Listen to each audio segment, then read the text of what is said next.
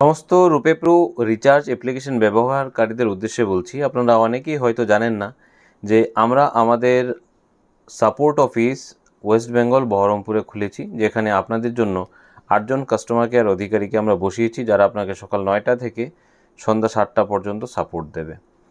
যে কোনো ধরনের সমস্যা, আপনার রিচার্জের সমস্যা, বিল পেমেন্টের সমস্যা এবং তার সাথে সাথে রিলেটেড আরও কিছু সার্ভিস আমরা অ্যাড অন করে রেখেছি, সেগুলোতে যদি সমস্যা হয়, বিশেষ করে ইন্স্যুরেন্সে, তাহলে আপনারা আমাদের কাস্টমার কেয়ার অধিকারীদের কাছ থেকে সাপোর্ট নিতে পারেন।